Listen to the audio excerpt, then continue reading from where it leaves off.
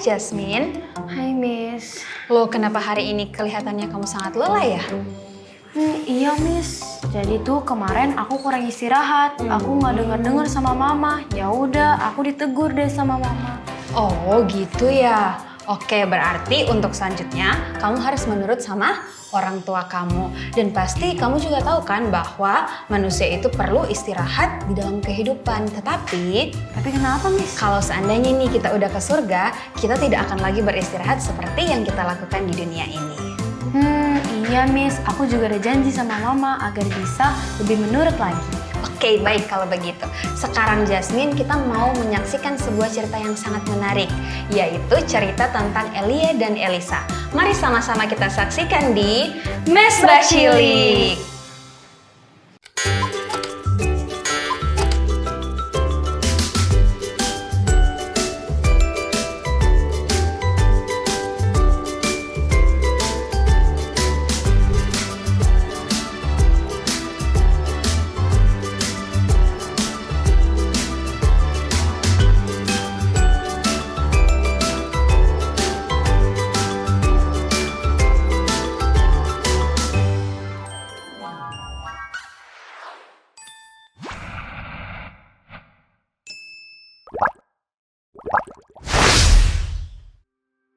Allah memiliki satu rencana yang ajaib bagi Elia. Allah mau mengangkat dia ke surga tanpa harus mengalami kematian. Ini adalah penghargaan khusus yang Allah berikan hanya kepada satu orang lainnya, yaitu Henok. Elisa adalah pembantu Elia. Elisa mengetahui bahwa segera Nabi Elia akan menyelesaikan pekerjaannya dan tibalah waktunya bagi Elisa untuk melanjutkan pekerjaan kenabian. Banyak nabi yang bekerja bersama mereka mengetahui juga bahwa segera Elia akan meninggalkan mereka. Suara Allah yang lembut telah mengatakannya kepada mereka. Suatu hari, Elia membawa Elisa pada perjalanan terakhir untuk mengunjungi sekolah nabi-nabi Allah. Para nabi di sekolah ini bertanya kepada Elisa, "Apakah engkau tahu bahwa Allah akan mengangkat Elia hari ini?"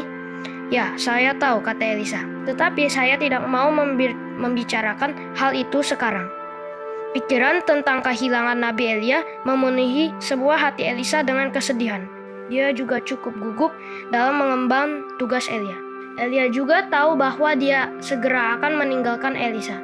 Jadi dia memberikan satu ujian kepada penolongnya itu. Pada setiap sekolah yang mereka kunjungi, Elia berkata kepada Elisa, "Tinggallah di sini, aku harus meneruskan perjalanan." Tetapi setiap kali Elisa mendesak untuk ikut meneruskan perjalanan. Dia tidak mau melepaskan Elia dari pandangannya. Dia mau bersama dengan Elia sampai pada saat terakhir. "Demi Tuhan yang hidup dan demi hidupmu sendiri, sesungguhnya aku tidak akan meninggalkan engkau," kata Elisa. Jadi mereka berdua meneruskan perjalanan. Segera mereka tiba di sungai Yordan. Elia melepas jubahnya dan memukul air sungai itu. Air itu terbagi dua dan kedua orang itu berjalan menyeberang di tanah yang kering. Di sisi yang lain, inilah saatnya untuk mengucapkan selamat tinggal. "Mintalah apa yang hendak kulakukan kepadamu sebelum aku terangkat daripadamu." Elia bertanya kepada Elisa, "Elisa bisa meminta banyak hal kepada Elia?" Dia bisa saja meminta uang yang banyak. Dia dapat meminta untuk menjadi terkenal. Tetapi sebagai gantinya, dia menjadi berkat khusus. "Biarlah kiranya aku mendapat 2 bagian dari rohmu." Dia menjawab. Dia tahu bahwa satu-satunya cara dia dapat melakukan pekerjaan yang olehnya dia telah dipanggil untuk bekerja, membutuhkan pertolongan ekstra dari Allah. "Jika engkau dapat melihat aku terangkat daripadamu, akan terjadilah kepadamu seperti yang demikian. Dan jika tidak, tidak akan terjadi," kata Elia dan terus berjalan. Kemudian tiba-tiba kereta berapi dan kuda berapi muncul dan memisahkan mereka berdua. Elia diangkat ke surga dalam angin badai. Elisa berkata kepadanya, "Bapakku, Bapakku, kereta Israel dan orang-orangnya yang berkuda." Tetapi Elia sudah pergi. Elisa menyobek jubahnya dengan tanda kesedihan karena dia kehilangan guru dan sahabatnya. Kemudian Elisa melihat jubah Elia di tanah di mana jubah itu terjatuh. Dia memungutnya dan berjalan kembali ke sungai Yordan.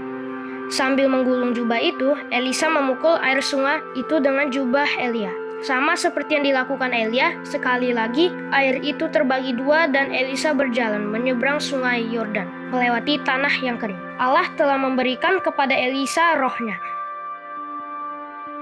Allah juga mau memberikan kepada kita pemberian yang baik. Pemberian terbaiknya adalah pemberian yang telah diberikannya kepada Elia, yaitu pemberian satu kehidupan yang abadi, yang kekal. Dan seperti Elisa, kita harus meminta pemberian itu.